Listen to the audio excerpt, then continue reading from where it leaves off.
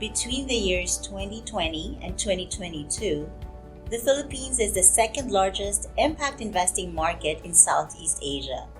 It experienced capital deployment of around 69 million US dollars. Majority of the deals have ticket sizes below 5 million US dollars, focusing on seed and pre-seed stages and in the financial services and information and communication technology sectors. These developments and emerging markets are supported by regulator guidelines across various industries, including banking and energy.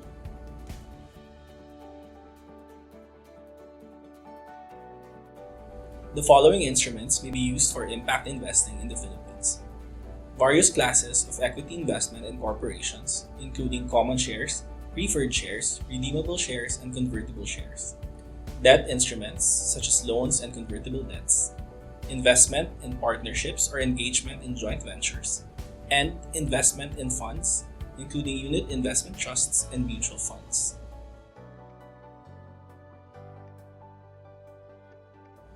Social enterprises and nonprofits may take the form of a sole proprietorship, a stock corporation, a non-stock corporation which includes foundations, a branch of a foreign corporation, a cooperative, or a partnership.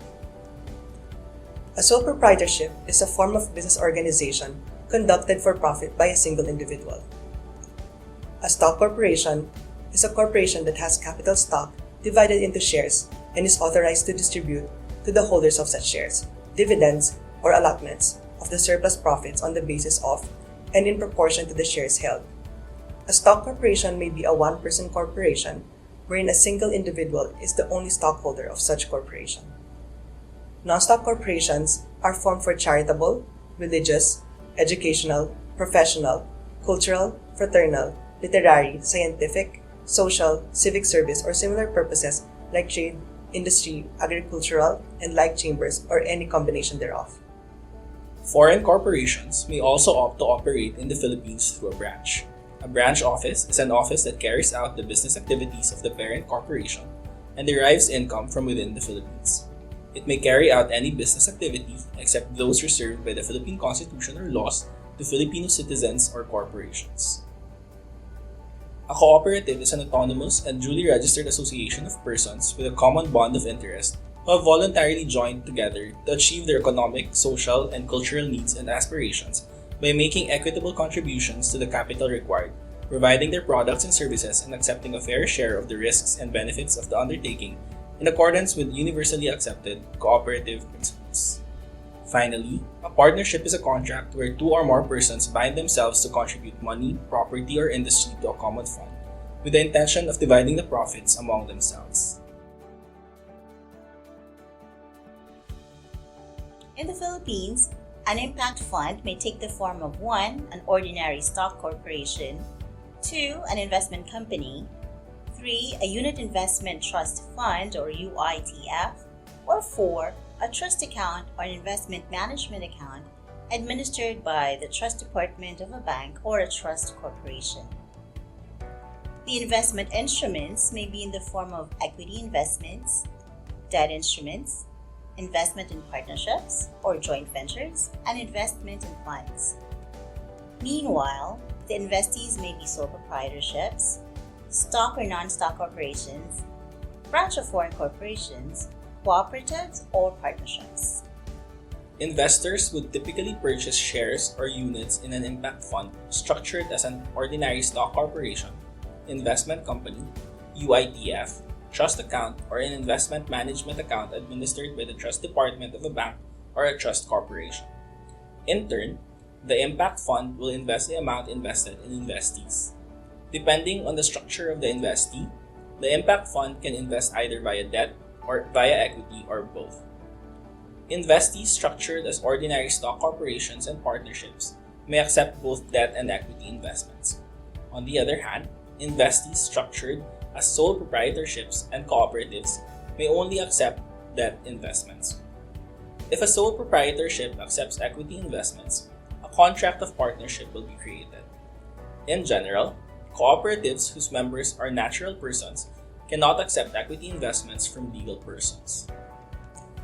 For the establishment of an ordinary stock corporation, the corporation must be established in accordance with the incorporation rules set by the Securities and Exchange Commission.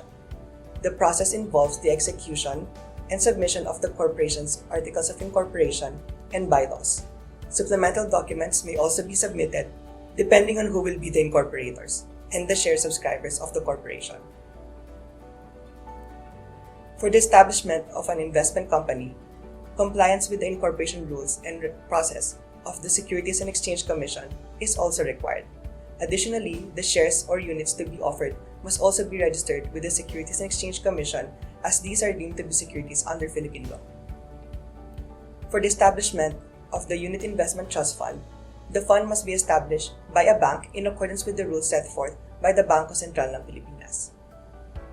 Finally, the creation of a trust account or investment management account should comply with the rules of the selected bank. The rules should comply with the regulations promulgated by the Bangko Sentral ng Pilipinas.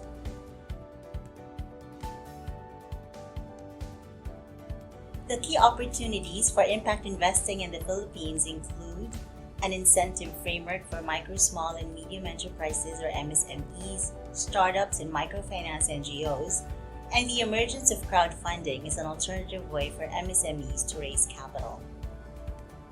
We have the Magna Carta for MSMEs and the Innovative Startup Act, allowing MSMEs and startups to apply for loans and subsidies. Also, a duly registered microfinance NGO may enjoy preferential tax treatment.